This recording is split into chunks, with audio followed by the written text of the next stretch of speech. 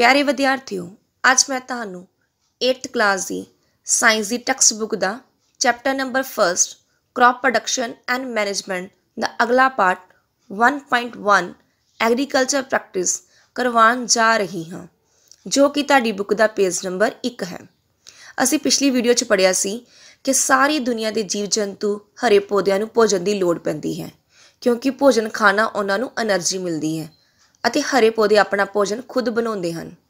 जेकर दुनिया ते इन्नी जनसंख्या है, सब नूं भोजन की लोड़ है, तो भोजन असीं किद्दां प्रोवाइड करावांगे?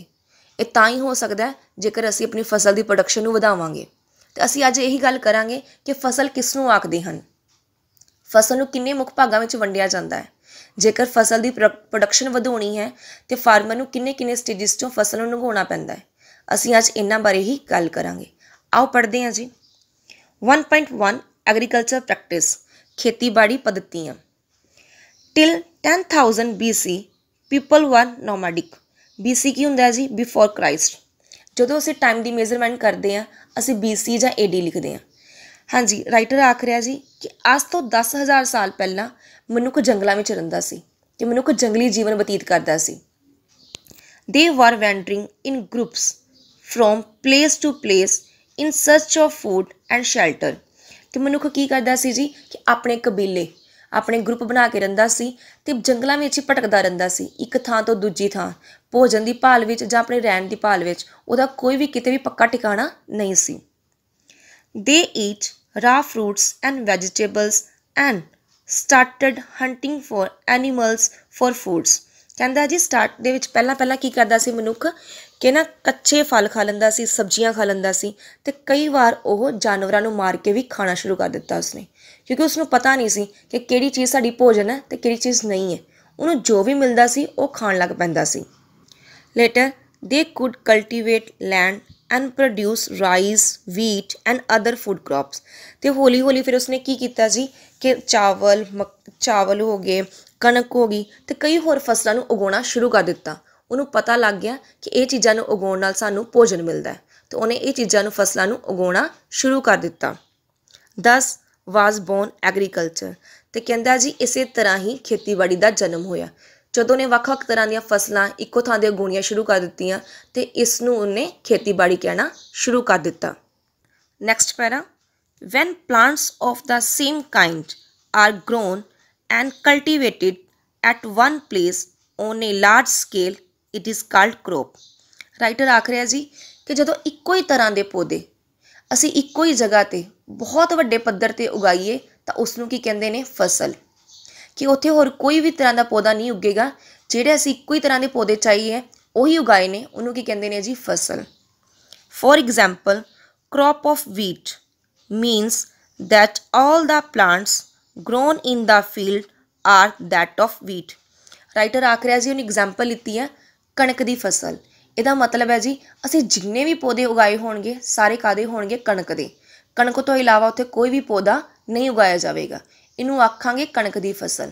जेकर असीं होर एग्जाम्पल लईए कि चावल की फसल है, इसका मतलब है जी उत्थे जिन्ने भी पौधे उगाए गए ने सारे चावल के ही होणगे, उस तो इलावा असीं कोई भी होर पौधा नहीं उगाया, इनू आखांगे चावल की फसल। अगला para, you already know that crops are different types like cereals vegetables and fruits. कहंदा जी इस तो इलावा तुहानूं पता है जी कि फसलां होर भी हुंदियां ने, जिवें अनाज दालां सब्जियां फल आदि। These can be classified on the basis of the season in which they grow. कहंदा जी राइटर आख रहा कि फसलों को असीं तां वक्रे वक्रे भागां च वंडदे हां क्योंकि उन्हां दे उगाउण दे मौसम अलग अलग हुंदे ने। जिहड़े मौसम जिहड़ी फसल उगदी है उसनूं उस मौसम की फसल आख्या जाता है। फसलों को असीं तां वक्रे वक्रे भागां विच वंडदे हां। Next para, India is a vast country. कहता कि भारत एक बहुत विशाल देश है, बहुत वड्डा देश है। The climatic conditions like temperature humidity and rainfall vary from one region to another. कहता है जी इसलिए भारत बहुत वड्डा देश है, इत्थे तापमान नमी वर्खा ते मौसम अलग अलग हुंदा है। सारा इक्को जिहा मौसम सारे पूरे देश विच नहीं रहिंदा। साडे देश के कई कोनियां विच बहुत ज़्यादा वर्खा हुंदी है तो कई देश के कोनियां विच सुक्का पिया हुंदा है। ਤੇ ਕਈ ਦੇਸ਼ ਦੇ ਕੋਨੇ ਬਹੁਤ ਸਰਦੀ ਹੈ ਤੇ ਕਈ ਦੇਸ਼ ਵਿੱਚ ਬਹੁਤ ਜ਼ਿਆਦਾ ਗਰਮੀ ਹੈ। ਸਾਡਾ ਪੂਰਾ ਹੀ ਤਰ੍ਹਾਂ ਦਾ ਭਾਰਤ ਇੱਕੋ ਜਿਹਾ ਵੀ ਨਹੀਂ ਹੈ, ਨਾ ਤਾਂ ਅਸੀਂ ਮੌਸਮ ਦੇ ਤੌਰ ਤੇ ਨਾ ਹੀ ਅਸੀਂ ਜ਼ਮੀਨੀ ਤੌਰ ਤੇ। ਕਈ ਸਾਈਡ ਸਾਡੇ ਬਹੁਤ ਜ਼ਿਆਦਾ ਵੱਡੇ ਪਹਾੜ ਨੇ ਤੇ ਕਈ ਸਾਈਡ ਸਾਡੀ ਸਮਤਲ ਭੂਮੀ ਹੈ। ਇਸ ਕਰਕੇ ਕਹਿ ਰਿਹਾ ਜੀ ਹਰ ਇੱਕ ਅਲੱਗ-ਅਲੱਗ ਖੇਤਰ ਵਿੱਚ ਅਲੱਗ-ਅਲੱਗ ਤਰ੍ਹਾਂ ਦਾ ਮੌਸਮ ਹੈ ਤੇ ਅਲੱਗ-ਅਲੱਗ ਤਰ੍ਹਾਂ ਦੀ ਖੇਤੀ ਫਸਲ ਉਗਾਈ ਜਾਂਦੀ ਹੈ। Accordingly there is a rich variety of crops grown in different parts of the country। ਕਹਿੰਦਾ ਇਸੇ ਤਰ੍ਹਾਂ ਜਿਹੜੀ ਸਾਰੀ ਵੱਖਰੀ ਵੱਖਰੀ ਭਿੰਨਤਾ ਹਰੇਕ ਖੇਤਰਾਂ ਵਿੱਚ ਅਸੀਂ ਇਸੇ ਤਰ੍ਹਾਂ ਹੀ ਵੱਖਰੀ ਵੱਖਰੀ ਖੇਤੀ ਕਰਦੇ ਹਾਂ, ਵੱਖਰੀ ਵੱਖਰੀ ਫਸਲ ਉਗਾਉਂਦੇ ਹਾਂ।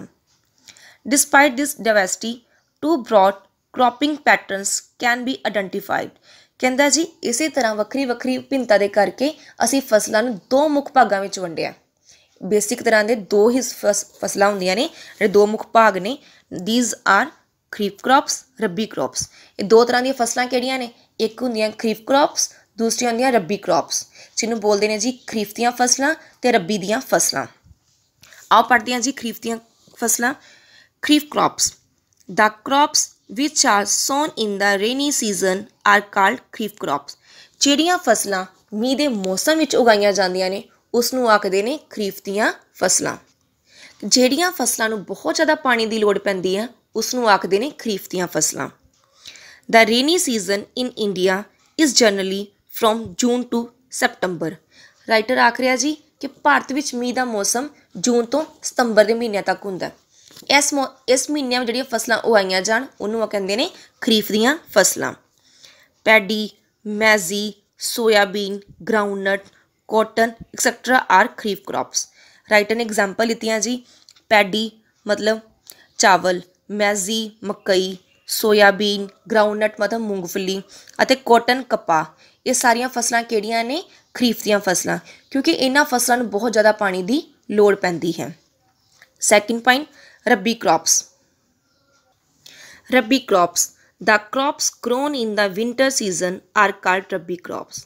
जिहड़ियां फसलां सर्दी के मौसम में उगाइया जांदियां ने उन्होंने आखते ने रबी क्रॉप्स। कि ਜਿਹੜੀਆਂ फसलों ਨੂੰ बहुत घट पानी की लोड़ पैंदी है उसनों आख्या जाता है कि रबी ਦੀਆਂ फसलां ने। Their time period is generally from October to March. कहता है जी भारत में सर्दी का मौसम अक्तूबर तो मार्च के महीनों में मन्निया जाता है कि इन्हां महीनों में जिहड़ी फसल उगाई जाती है उन्होंने आखते ने रबी ਦੀਆਂ फसलां।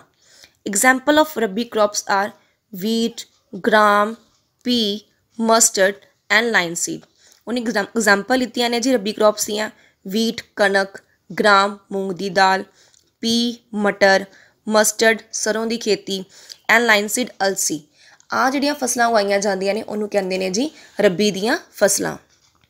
Beside this pulses and vegetables are grown during summer at many places. कहता जी इन्हां फसलों तो इलावा कई खेतरां विच गर्मी रुत विच दालां अते सब्जियां भी उगाईयां जांदियां ने। अगों पढ़ रहे हैं जी 1.2 basic practice of crop production. कि सानूं क्रॉप की प्रोडक्शन वधाउण लई बेसिक किहड़ियां गल्लां दा ध्यान रखना पैंदा है, मुख्य खेतीबाड़ी पद्धतियां किहड़ियां हुंदियां ने उन्हां बारे पढ़ना है। बूजो का क्वेश्चन है जी why can paddy not be grown in the winter season. तुहानूं पहलां भी दस्सिया जी कि राइटर के दो फ्रेंड्स ने, एक का नाम है बूजो, एक का नाम है पहेली। तो बूजो का क्वेश्चन है जी कि चावल की फसल सर्दी की रुत में क्यों नहीं उगाई जाती। कि चावल की फसल सर्दी रुत में क्यों नहीं उगाई जाती। तो पहेली का आंसर दे रही है जी paddy requires a lot of water therefore it is grown only in the rainy season. और कह रही है जी कि चावल की फसल में बहुत ज़्यादा पानी की लोड़ पैंदी है, इस करके वो सर्दी के मौसम में नहीं गर्मी के मौसम में उगाई जाती है ਜਾਂ मीह के मौसम में उगाई जाती है। क्योंकि असीं उपर ही पढ़िया कि खरीफ ਦੀਆਂ फसलां तो पैडी किन्हां विच आंदी है खरीफ ਦੀਆਂ फसलां विच, क्योंकि पैडी की फसल नूं बहुत ज़्यादा पानी की लोड़ पैंदी है। तो पानी कदों हुंदा है गर्मियां के मौसम में, किहड़े महीने शुरू हुंदा जी जून तो सैप्टंबर के मंथ में। इस करके पैडी की फसल सर्दी रुत में नहीं उगाई जाती। अगों पढ़ते हैं जी cultivation of crops involves several activities undertaken by farmers over a period of time. कहता जी ਵੱਖਰੀ ਵੱਖਰੀ तरह की खेती फसलों ਨੂੰ ਉਗਾਉਣ ਲਈ किसान ਨੂੰ टाइम के अकॉर्डिंग ਵੱਖਰੀਆਂ ਵੱਖਰੀਆਂ एक्टिविटी करनियां पैंदियां ने कि ਜਿਹੜੀ फसल उगाउणी है उन्होंने ਵੱਖਰੀਆਂ ਵੱਖਰੀਆਂ तरह ਦੀਆਂ ਕਿਰਿਆਵਾਂ ਕਰਨੀਆਂ ਪੈਂਦੀਆਂ ਨੇ किसान ਨੂੰ। किसान कौन ਹੁੰਦਾ? फार्मर्स, ਜਿਹੜਾ ਖੇਤਾਂ ਵਿੱਚ ਕੰਮ करे। ਉਹਨੂੰ ਵੱਖਰੀਆਂ ਵੱਖਰੀਆਂ ਕਿਰਿਆਵਾਂ ਕਰਨੀਆਂ ਪੈਂਦੀਆਂ ਨੇ ਵੱਖਰੀਆਂ ਵੱਖਰੀਆਂ ਤਰ੍ਹਾਂ ਦੀਆਂ ਫਸਲਾਂ ਨੂੰ ਉਗਾਉਣ ਲਈ। You may find that these activities are similar to those carried out by a gardener or even by you when you grow ornamental plants in your house। ਕਹਿੰਦਾ ਹੈ ਜੀ ਰਾਈਟਰ ਆਖ ਰਿਹਾ ਕਿਹੜੀਆਂ ਕਿਹੜੀਆਂ ਵੱਖਰੀਆਂ ਵੱਖਰੀਆਂ ਕਿਰਿਆਵਾਂ ਹੁੰਦੀਆਂ ਹੋਣਗੀਆਂ।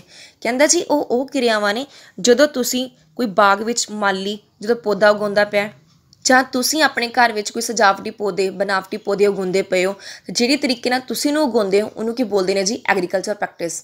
ਕਿਸ ਤਰ੍ਹਾਂ ਕਰਦੇ ਹੋਗੇ ਪਹਿਲਾਂ ਮਿੱਟੀ ਨੂੰ ਪੁੱਟਦੇ ਹੋਵੋਗੇ ਕਿਸ ਤਰ੍ਹਾਂ ਮਿੱਟੀ ਨੂੰ ਪੁੱਟਣਾ ਹੈ ਉਹਦੀ ਪੋਲਾ ਕਿਸ ਤਰ੍ਹਾਂ ਕਰਨਾ ਹੈ ਉਹ ਸਾਰੀ ਚੀਜ਼ਾਂ ਨੂੰ ਕੀ ਬੋਲਦੇ ਨੇ ਜੀ ਐਗਰੀਕਲਚਰ ਪ੍ਰੈਕਟਿਸ। ਅੱਗੋਂ ਪੜ੍ਹਦੇ ਹਾਂ ਜੀ these activities or task are refer to as a agriculture practice. जो भी असी काम करते हैं उसनों की बोलते हैं जी एग्रीकल्चर प्रैक्टिस मतलब खेतीबाड़ी पद्धतियाँ जिहड़े तरीके नाल असी पौधा उगा रहे हैं असी की स्टैप फॉलो करते हैं उन्होंने सारिਆਂ ਨੂੰ की बोलते हैं जी खेतीबाड़ी पद्धतियाँ। these activities are listed below। ਕਹਿੰਦਾ ਕਿਹੜੀਆਂ ਕਿਹੜੀਆਂ ਐਕਟੀਵਿਟੀਜ਼ ਹੋਣਗੀਆਂ ਕਿਹੜੀਆਂ ਕਿਹੜੀਆਂ ਕਿਰਿਆਵਾਂ ਹੋਣਗੀਆਂ ਉਹਨਾਂ ਬਾਰੇ ਜ਼ਿਕਰ ਉਹਨੇ ਥੱਲੇ ਕੀਤਾ ਹੋਇਆ ਹੈ। ਉਹਨੇ 7 ਪੁਆਇੰਟ ਲਿਖੇ ਹੋਏ ਨੇ। ਕੋਈ ਵੀ ਕ੍ਰੌਪ ਦੀ ਪ੍ਰੋਡਕਸ਼ਨ ਨੂੰ ਵਧਾਉਣ ਲਈ ਇਹਨਾਂ 7 ਸਟੇਜਸ ਦਾ ਬਹੁਤ ਜ਼ਿਆਦਾ ਅਹਿਮ ਰੋਲ ਹੁੰਦਾ ਕਿ ਫਸਲ ਦੀ ਪੈਦਾਵਾਰ ਕਿਵੇਂ ਵਧਾਈ ਜਾ ਸਕਦੀ ਹੈ। ਇਹਨੂੰ 7 ਸਟੇਜਸ ਨੂੰ ਸੀਰੀਅਲ ਆਰਡਰ ਹੀ ਪੜ੍ਹਨਾ ਪੈਂਦਾ। ਅਸੀਂ ਕੋਈ ਵੀ ਅੱਗੜ ਪਿੱਛੜ ਨਹੀਂ ਲਾ ਸਕਦੇ। ਇਹ ਸਾਰੇ ਕੰਮ 1 ਬਾਏ 1 ਹੁੰਦੇ ਨੇ। ਜਿਵੇਂ ਪੜ੍ਹਦੇ ਹਾਂ ਜੀ ਨੰਬਰ 1 ਪ੍ਰੈਪਰੇਸ਼ਨ ਆਫ ਸੋਇਲ ਮਿੱਟੀ ਦੀ ਤਿਆਰੀ। ਜਿਸ ਜਗ੍ਹਾ 'ਤੇ ਅਸੀਂ ਆਪਣੀ ਫਸਲ ਨੂੰ ਬੀਜਣਾ ਹੈ ਪਹਿਲਾਂ ਵੇਖਣਾ ਪਵੇਗਾ ਕਿ ਜਿਸ ਜਗ੍ਹਾ 'ਤੇ ਅਸੀਂ ਆਪਣੀ ਫਸਲ ਬੀਜਣੀ ਹੈ ਕਿ ਉਹ ਮਿੱਟੀ ਜਾਂ ਭੂਮੀ ਤਿਆਰ ਹੈ ਕਿਤੇ ਉਹ ਹਾਰਡ ਤਾਂ ਨਹੀਂ ਜ਼ਿਆਦਾ ਠੀਕ ਹੈ ਕਿਤੇ ਜ਼ਿਆਦਾ ਨਰਮ ਤਾਂ ਨਹੀਂ ਉਹਨੂੰ ਪੂਰਾ ਬਰਾਬਰ ਕਰਨਾ ਪੈਂਦਾ। ਸੈਕਿੰਡ ਪੁਆਇੰਟ ਸੋਇੰਗ ਕੀ ਹੁੰਦਾ ਜੀ ਇੱਕ ਪ੍ਰੋਸੈਸ ਹੈ ਕਿਸ ਤਰ੍ਹਾਂ ਅਸੀਂ ਬੀਜ ਬੀਜਣਾ। ਜੇਕਰ ਸਾਡੀ ਮਿੱਟੀ ਤਿਆਰ ਹੈ ਅਸੀਂ ਬੀਜ ਕਿਸ ਤਰ੍ਹਾਂ ਬੀਜਾਂਗੇ ਕਿਹੜਾ ਬੀਜ ਬੀਜਿਆ ਜਾਂਦਾ ਇਹਦੇ ਵਿੱਚ ਸਾਰਾ ਕੁਝ ਅਸੀਂ ਇਹਦੇ ਬਾਰੇ ਪੜਾਂਗੇ। ਥਰਡ ਸਟੈਪ ਹੈ ਜੀ ਐਡਿੰਗ ਮੈਨੂਅਰ ਐਂਡ ਫਰਟੀਲਾਈਜ਼ਰ। ਬੀਜ ਬੀਜਿਆ ਗਿਆ ਅਤੇ ਹੁਣ ਅਸੀਂ ਇਹਦੇ ਵਿੱਚ ਕੀ ਕਰਨਾ ਜੀ ਖਾਦ ਅਤੇ ਰਸਾਇਣਿਕ ਖਾਦ ਨੂੰ ਐਡ ਕਰਨਾ ਉਹ ਪਾਉਣੀ ਹੈ। ਕਿਉਂ ਪਾਈ ਜਾਂਦੀ ਹੈ ਤਾਂ ਜੋ ਸਾਡੀ ਫਸਲ ਦੀ ਗਰੋਥ ਵਧੀਆ ਹੋ ਸਕੇ ਫਸਲ ਦਾ ਵਾਧਾ ਅਤੇ ਵਿਕਾਸ ਵਧੀਆ ਹੋ ਸਕੇ। ਚੌਥਾ ਪੁਆਇੰਟ ਹੈ ਜੀ ਇਰੀਗੇਸ਼ਨ ਮਤਲਬ ਹੁੰਦਾ ਸਿੰਚਾਈ ਅਤੇ ਸਪਲਾਈ ਆਫ ਵਾਟਰ।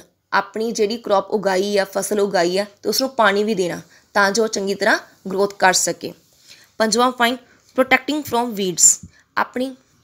ਆਪਣੀ ਫਸਲ ਨੂੰ ਵੀਡਸ ਤੋਂ ਬਚਾਉਣਾ। ਵੀਡਸ ਕੀ ਹੁੰਦੇ ਨੇ ਜੀ ਉਹ ਪੌਦੇ ਜਿਹੜੇ ਅਸੀਂ ਨਹੀਂ ਉਗਾਉਣੇ ਚਾਹੇ ਆਪਣੇ ਆਪ ਸਾਡੀ ਫਸਲ ਦੇ ਨਾਲ ਉਗ ਜਾਂਦੇ ਨੇ ਉਹਨੂੰ ਆਖਦੇ ਨੇ ਵੀਡਸ ਅਤੇ ਵੀਡਸ ਤੋਂ ਆਪਣੀ ਫਸਲ ਨੂੰ ਬਚਾਉਣਾ। ਅਗਲਾ ਪੁਆਇੰਟ ਹੈ ਜੀ 6ਵਾਂ ਹਾਰਵੈਸਟਿੰਗ। ਸਾਡੀ ਫਸਲ ਪੱਕ ਕੇ ਬਿਲਕੁਲ ਤਿਆਰ ਹੋ ਚੁੱਕੀ ਹੈ ਠੀਕ ਹੈ ਜੀ ਉਹਦੀ ਪ੍ਰੋਪਰ ਗਰੋਥ ਹੋ ਚੁੱਕੀ ਹੈ ਉਹਨੂੰ ਸਾਰਾ ਕੁਝ ਮਿਲ ਚੁੱਕਾ ਹੈ ਅਤੇ ਹੁਣ ਕੀ ਕਰਨਾ ਜੀ ਕਟਿੰਗ ਆਫ ਦਾ ਕ੍ਰੌਪ। ਹੁਣ ਫਸਲ ਨੂੰ ਕੱਟਣਾ ਉਹਨੂੰ ਬੋਲਦੇ ਆ ਜੀ ਹਾਰਵੈਸਟਿੰਗ। 7ਵਾਂ point storage. ਜਦੋਂ ਫਸਲ ਕੱਟ ਕੇ ਤਿਆਰ ਹੈ ਬਿਲਕੁਲ ਕੱਟੀ ਗਈ ਹੈ ਜੀ ਹੁਣ ਦਾਣੇ ਵੀ ਨਿਕਲ ਚੁੱਕੇ ਨੇ ਉਹਨੂੰ ਦਾਣਿਆਂ ਨੂੰ ਲੰਬੇ ਸਮੇਂ ਲਈ ਸੰਭਾਲ ਕੇ ਰੱਖਣਾ ਕੀ ਆਖਦੇ ਨੇ ਜੀ ਸਟੋਰੇਜ। ਸਾਡੀ ਫਸਲ ਦੀ ਪ੍ਰੋਡਕਸ਼ਨ ਇਹਨਾਂ 7 ਪੁਆਇੰਟਾਂ ਉੱਪਰ ਡਿਪੈਂਡ ਕਰਦੀ ਹੈ। ਇਹਨਾਂ 7 ਪੁਆਇੰਟ ਨੂੰ ਧਿਆਨ ਨਾਲ ਪੜ੍ਹਨਾ ਪੈਂਦਾ ਵੇਖਣਾ ਪੈਂਦਾ ਤਾਂ ਹੀ ਸਾਡੀ ਫਸਲ ਦੀ ਪੈਦਾਵਾਰ ਜ਼ਿਆਦਾ ਹੁੰਦੀ ਹੈ। ਅਸੀਂ ਅਗਲੀ ਵੀਡੀਓ ਵਿੱਚ ਇਹਨਾਂ ਬਾਰੇ ਹੀ ਗੱਲ ਕਰਾਂਗੇ। ਥੈਂਕ ਯੂ ਬੇਟਾ ਜੀ।